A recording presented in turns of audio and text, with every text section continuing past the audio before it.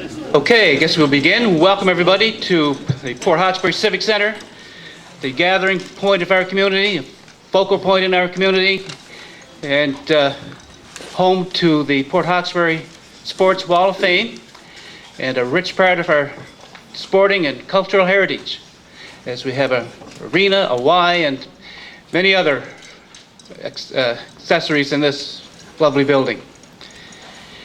Today we're here to honor the new members for the Port Hawkesbury Wall of Fame for the year 2015.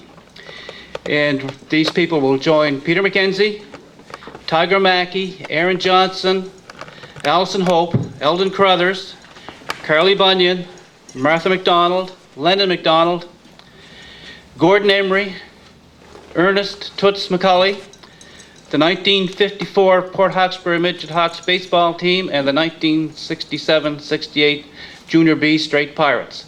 And I think it's always worth mentioning the people who have been inducted so that we know that we have that rich sports heritage that I've already spoken about.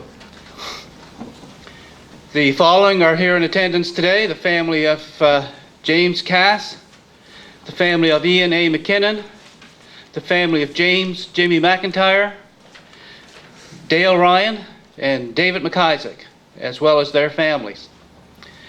Mayor and council are responsible for this event today, and they have always supported the Port Hawkesbury Sports Wall of Fame, and I'm pleased to see Mayor McLean taking his usual seat up front, and he's assisted in this program today by Councillor Brenda Chisholm-Beaton. And if there are any other town council members present, just don't see you here, but you may be hiding on me somewhere, and I will acknowledge you, and that Bert Lewis is the Deputy Mayor, Joe Janega, and Trevor Boudreau are the other councillors.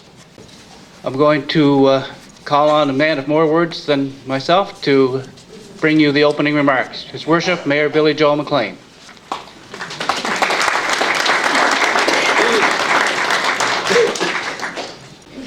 Thank you very much, John.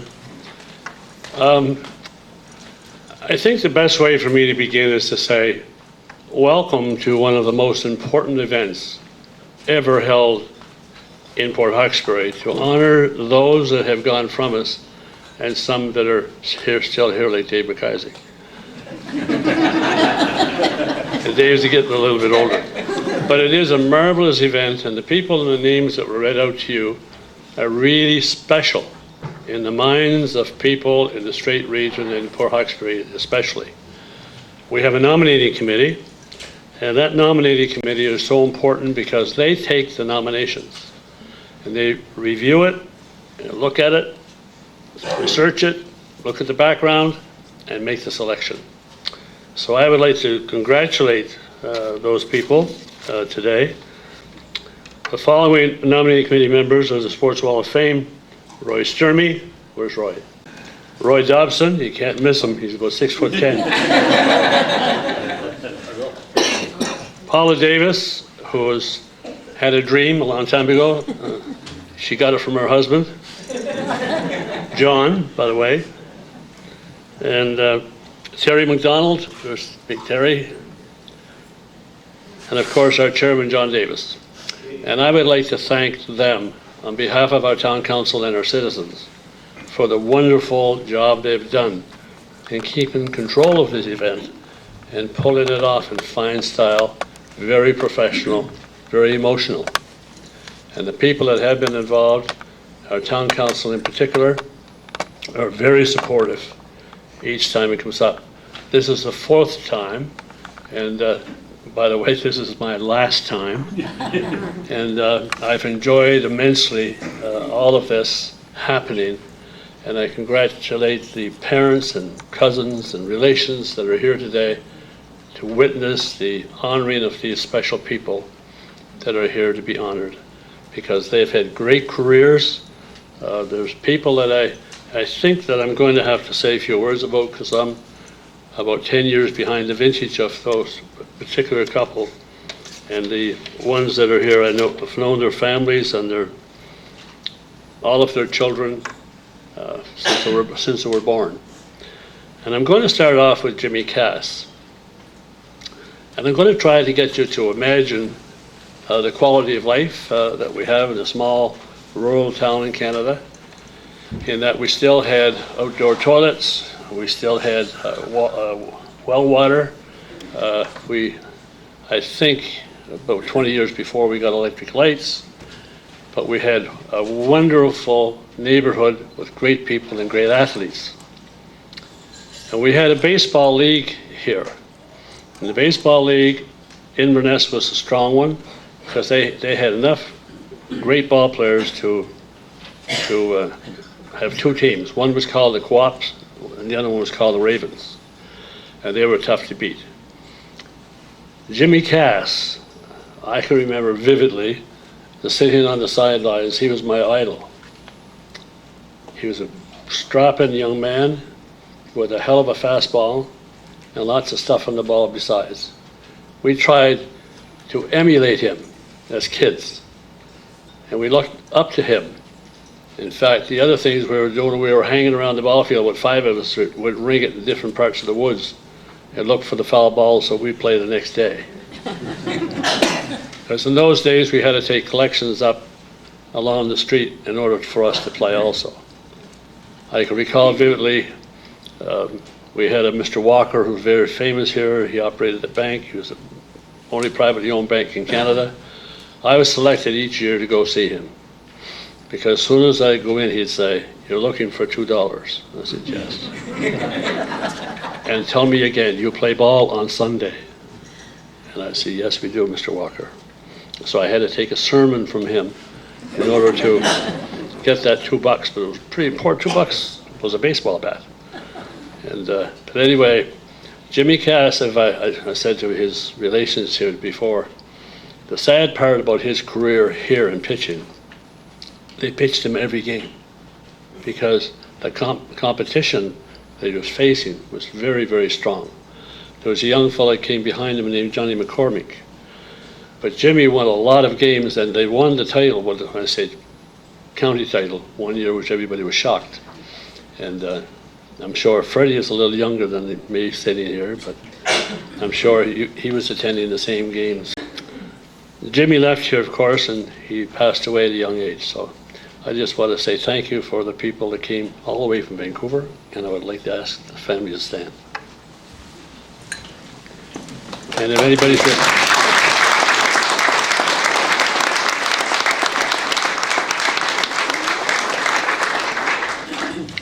the next guy I'm going to mention is Dave MacIsaac.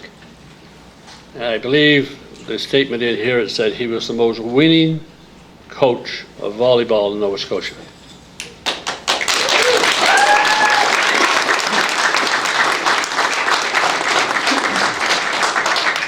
I always had a worry that he'd run for mayor someday.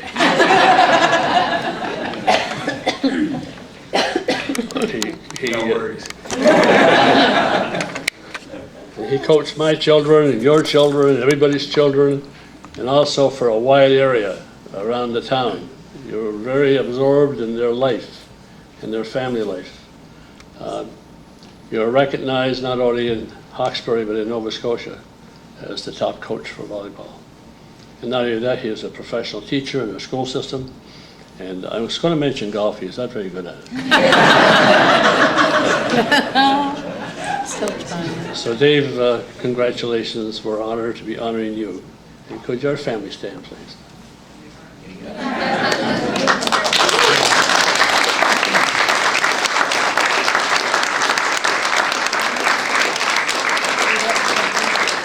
We're already standing. And where's the terrible 5? Oh, they're back there too. So congratulations to you. Ian McKinnon. Ian McKinnon, I used to call him Mr. Mayor. He lived in Port Hastings. He was fire chief about as long as I've been mayor. And we're in public life, about 50 years. He was an umpire. He was a ball player. He was a hell of a citizen. I've known Ian, his father, his mother, his uncles, his aunts, everybody. They come from this area. They have deep roots in Inverness County and our community. He was involved with our fire chief, our fire department, that got along so well for the last 50 years because of him. But he was a team player, a guy that led his fire department. He was respected as an umpire, he was respected as a ball player, but more than that, he was respected as a citizen. So could I ask the McKinnon family to stand, please?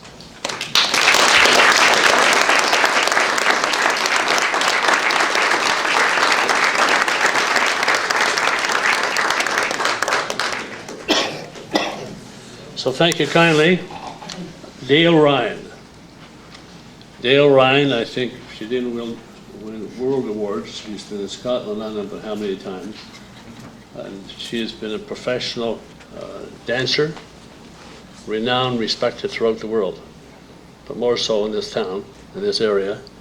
And I think for the last 30 or 40 years, I don't know if she's that old, but as long as I can remember, she's been involved in Highland dancing. So I'd like to ask your people to stand. Let's have a nice round.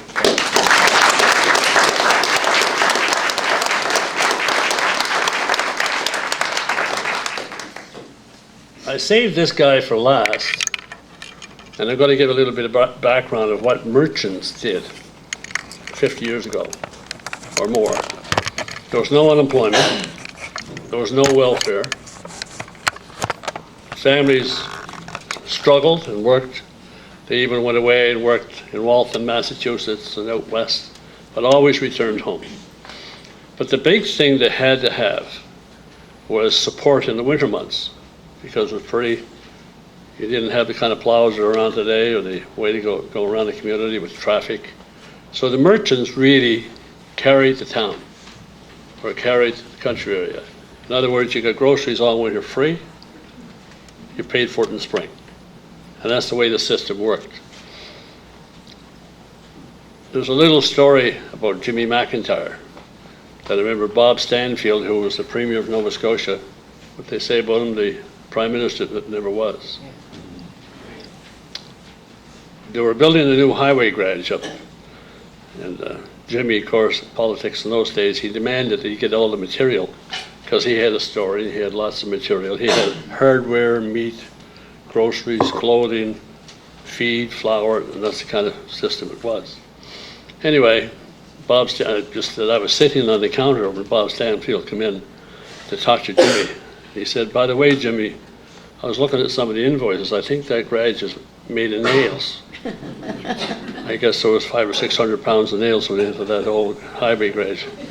But Jimmy was the biggest merchant for miles. And the basement would have 3 times the stock that an average store would have, like when I was a young fella. And he always had 4 or 5 horses, because he delivered flour and feed outside the town. He had work sleighs and bobsleighs and dump carts and whatever. But why we're honoring him today, he had 2 famous horses, maybe 3. Dermac, Great Guy, and Paleface, they called them. Paleface is in the picture in your restaurant, Brenda. And he loved the horses, and a lot of it was ice racing on the harbour here in Jello's Lake and down in Judic. I don't know what you call that pond down there, because you raced down it too. Alan Pond. In fact, I'm going to tell a story about Donald Roddy for a moment, if I may. And my chairman here is going to chase me in a second. But there was a very famous horseman that bought, sold horses, and beef cattle, and whatever. Donald Rankin.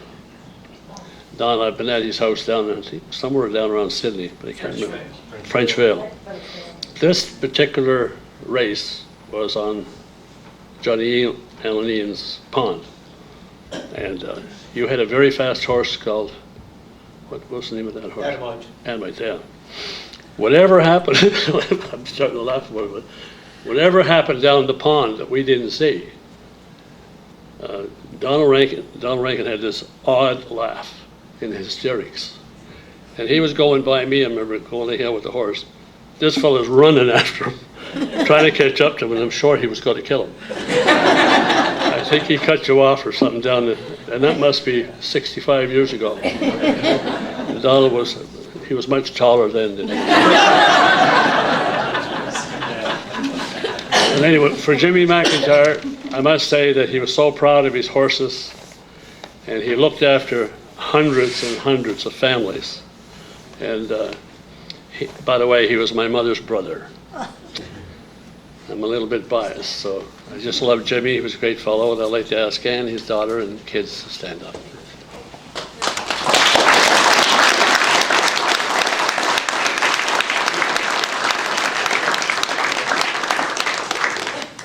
We in Port Hawkesbury, for you visitors, love our town. The people in it are hardworking. They work in pulp mills, and they work fishing, and they work. But it's a wonderful, beautiful island of Cape Breton that we always return to, that we love. You people that went all the way to Vancouver, that's why you went. You went so far, you hoped you couldn't get out of there to get back, but it was always in the back of your minds, I'm going to return to where my roots are. So welcome to you all of the families that are involved, and God bless all of you. Thank you.